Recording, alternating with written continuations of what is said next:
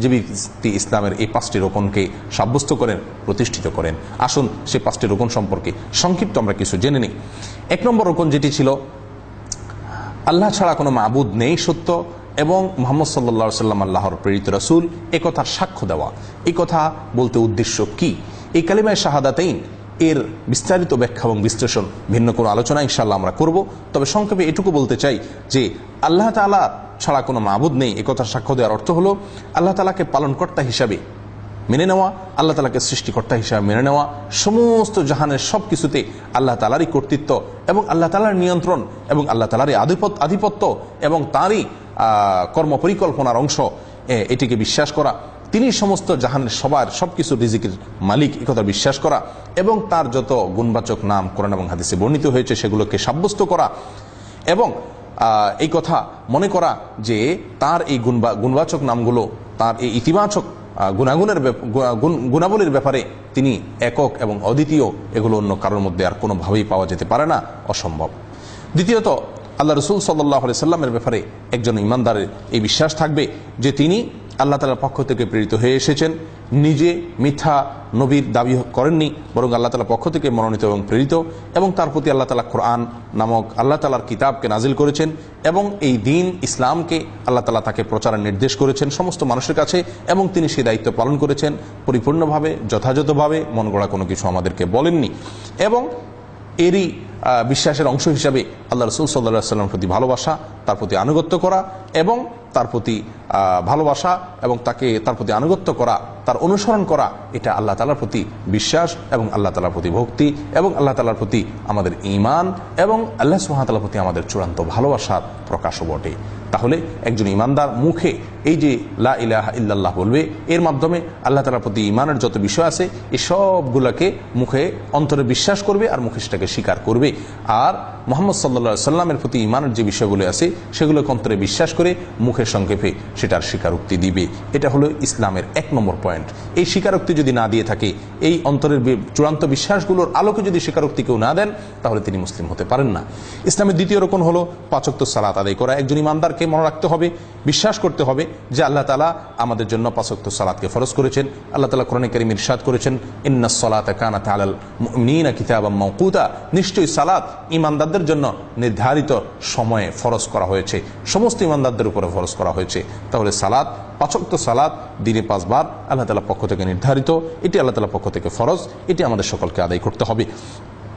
এবং এই সালাত আমাদের সকলকে সংরক্ষণ করতে হবে, হেফাজত করতে হবে। বছরে অথবা সপ্তাহে অথবা মাসে অথবা সিজনের সালাত আদায় করলে হবে না। অনেক মুসলিম আছেন যারা সপ্তাহে শুধু জুমার নামাজ আদায় করেন, অনেক মুসলিম আছেন যারা হয়তো বছরে শুধু ঈদের নামাজ আদায় করেন, অথচ তারা জানেন না যে ইসলামে সালাত এমন একটি গুরুত্বপূর্ণ বিষয় যে সালাত আদায় না করলে আপনি মুসলিম হিসেবে নিজেকে দাবি করতেই পারেন না। ওমর রাদিয়াল্লাহু তাআলা আনহু খলিফাতুল মুসলিমিন, তিনি বলেছিলেন যে লা হাদ্দা ফিল ইসলাম লিমান তারাকাস সালাহ, যে ব্যক্তি সালাত ত্যাগ করবে তার ইসলামে কোনো হিস্সা নেই, কোনো অংশ নাই, সে মুসলিম হিসেবে দাবি করার অধিকার নৈতিকভাবে রাখে না। অতএব একজন ঈমানদারকে, একজন মুসলিমকে মুসলিম হতে হলে ইসলামের দ্বিতীয় রকম 5 ওয়াক্ত সালাত আদায় করতেই হবে। সালাতের ক্ষেত্রে কোনো ছাড় নেই। একজন মুসলিম অন্য সমস্ত অন্যায়, অপরাধ, অন্য সমস্ত গুনাহের কাজ, সেগুলো তার কোনো জৈবিক চাহিদার কারণে সে করে বসতে পারে, কিন্তু সালাত আদায় করা এটা কোনো ঈমানদারের জন্য কোনো অবস্থাতেই বৈধ নয়, কোনো অবস্থাতেই তার জন্য সালাত ত্যাগের কোনো সুযোগ নাই। অতএব সালাত আদায় করতে হবে, এটি ইসলামের দ্বিতীয় গুরুত্বপূর্ণ রোকন। অনেক মুসলিম আছেন আমাদের সমাজে যারা নিয়মিত সালাত আদায় করেন না, অথচ তারা নিজেদেরকে মুসলিম দাবি করেন। তার দাবি নিছকই অমূলক এবং সম্পূর্ণহীন, অর্থহীন। ইসলামের তৃতীয় রোকন হলো জাকাত। জাকাত আল্লাহ তাআলা ফরজ করেছেন ওই সমস্ত ব্যক্তিদের উপরে যাদেরকে আল্লাহ তাআলা অর্থনৈতিক সামর্থ্য দিয়েছেন।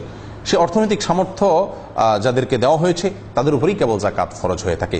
জাকাত শব্দের অর্থ হলো পবিত্রতা বা পবিত্র করা, যেমন সালাত শব্দের অর্থ হলো দোয়া বা প্রার্থনা করা, আল্লাহর কাছে চাওয়া। তো জাকাত শব্দের অর্থ পবিত্র করা। সম্পদ যেগুলো আমরা উপার্জন করে থাকি হালাল উপায়ে, সে সম্পদগুলো জাকাত আদায়ের মাধ্যমে আরো পবিত্র হয়ে থাকে, পরিচ্ছন্ন হয়ে থাকে। এই জাকাত আল্লাহ সুবহানাহু ওয়া তাআলা ফরজ করেছেন কয়েক ধরনের সম্পদের উপরে।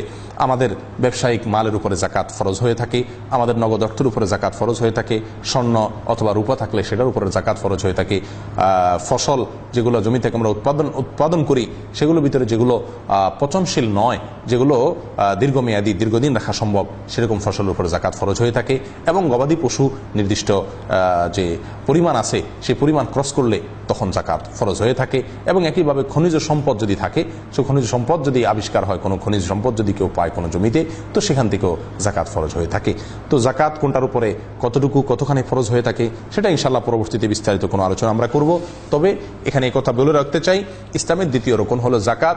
আমাদের সমাজে বহু মানুষ আছেন যারা যাকাত আদায় করেন না, আবার বহু মানুষ আছেন যারা যাকাত আদায় করেন নাম কাওয়াস্তে, পরিপূর্ণ হিসাব করে পাই পাই করে বের করে বছরে তার কত টাকা যাকাত এলো তিনি সে হিসাব না করে থোক অথবা আন্দাজ করে একটা বিশেষ পরিমাণ তিনি যাকাত দিয়ে থাকেন। এতে কোনো অবস্থাতেই তার যাকাতের যে ফরজ সেটি আদায় হবে না। অতএব যাকাত আমাদেরকে আদায় করতে হবে। আল্লাহ সুবহানাহু ওয়া তাআলা কোরআনে কারীমে যেখানেই সালাতের কথা বলেছেন বেশিরভাগ জায়গায় পাশাপাশি যাকাতের কথা বলেছেন। আল্লাহ তাআলা বলেছেন আকিমুস সালাহ ওয়া আতুজ যাকাত, তোমরা সালাত কায়েম করো এবং যাকাত আদায় করো। বহু মুসলিম আছেন যারা সালাতের গুরুত্ব বুঝেন, সিয়ামের গুরুত্ব বুঝেন, কিন্তু যাকাতের গুরুত্ব বুঝেন না। অথচ ইসলামে সিয়ামের চাইতে হজের চাইতেও গুরুত্বপূর্ণ ইবাদত হলো যাকাত। তাই আমাদের সকলকে যাকাতের ব্যাপারে আরো দায়িত্বশীল হতে হবে, যত্নশীল হতে হবে। আপনার সম্পদে যাকাত হয়েছে কি হয় নাই, কি পরিমাণ সম্পদ হলে যাকাত ফরজ হবে সে বিষয়ে আপনাকে কোনো বিশেষজ্ঞ আলেমের কাছ থেকে অবশ্যই জেনে নিতে হবে। ইসলামের চতুর্থ রকম হলো রমজানুল কারীমের সিয়াম বা রোজা। রমজানুল কারীমের সিয়াম একজন ইমানদারের জন্য কর্তব্য। আল্লাহ সুবহানাহু ওয়া তাআলা কোরআনে কারীমের ভিতরে বলেছেন ইয়া আইয়ুহাল্লাযীনা আমানু কুতিবা আলাইকুমুস সিয়াম কামা কুতিবা আলাল্লাযীনা মিন ক্বাবলিকুম লাআল্লাকুম তাত্তাকুন। হে ঈমানদাররা, তোমাদের পূর্বসূরীদের উপরে যেমন রোজাকে ফরজ করা হয়েছে তোমাদের উপরে সেভাবে রোজা ফরজ করা হয়েছে। এটা এই জন্য ফরজ করা হয়েছে যাতে করে তোমরা মুত্তাকী হতে পারো। আর যে রাসূল আকরাম সাল্লাল্লাহু আলাইহি ওয়াসাল্লামের যে হাদিসটিতে ইসলামের 5টি রকমের কথা বলা হয়েছে সেখানে চতুর্থ অবস্থানে রাখা হয়েছে সিয়ামকে, রমজান কারীমের রোজাকে।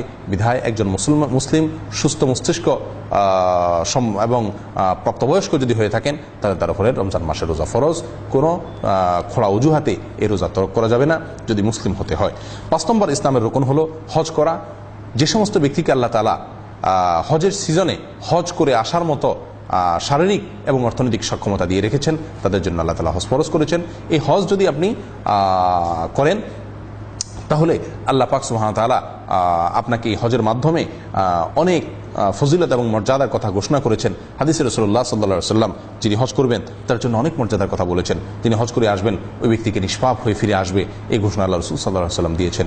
বিধায় আমাদেরকে যাদের উপরে আল্লাহ তাআলা অর্থনৈতিকভাবে যাদেরকে স্বাবলম্বী বানিয়েছেন তাদেরকে হজ করতে হবে। আমাদের সমাজে আক্ষেপের বিষয়, বহু মানুষ হজ ফরজ হওয়ার পরে সেটা বিলম্ব করেন। এই জন্য বিলম্ব করেন যে অল্প বয়সে হজ করলে হয়তো তিনি আর খারাপ কাজ করতে পারবেন না, সেজন্য খারাপ কাজের দুয়ার খোলা রাখার জন্য তিনি হজটা বিলম্বে করেন। তিনি জানেন না যে বিলম্বে তিনি যে হজ করছেন, তিনি হজকে বিলম্বিত করতে গিয়ে যদি তার হজ করার আগেই মৃত্যুর দূত তথা মালাকুল মউত চলে আসে তাহলে তার এই ফরজটি তার ঘাড়ে থেকে যাবে। ইসলামের মূল কাজ না করে কোনো মানুষ মুসলিম হিসেবে দাবি করতে পারে না। প্রিয় দিনী ভাইয়েরা, ইসলামের কাজসমূহ অনেক অনেক অগণিত, বহু আমল আল্লাহ তাআলা ইসলামে বিধিবদ্ধ করেছেন। আল্লাহ রাসূল সাল্লাল্লাহু আলাইহি ওয়াসাল্লাম বলেছেন, কিন্তু তার ভিতরে এই মূল কাজ হলো 5টা। আল্লাহ তাআলার ছাড়া কোনো সত্য মাবুদ নেই, মুহাম্মদ সাল্লাল্লাহু আলাইহি ওয়াসাল্লাম আল্লাহর রাসূলের কথা মুখে সাক্ষ্য দেওয়া, 5 ওয়াক্ত সালাত আদায় করা, রমজান মাসে সম্পদের সারি হলে যাকাত আদায় করা, রমজান মাসে সিয়াম পালন করা এবং সামর্থ্যবান হলে হজ আদায় করা।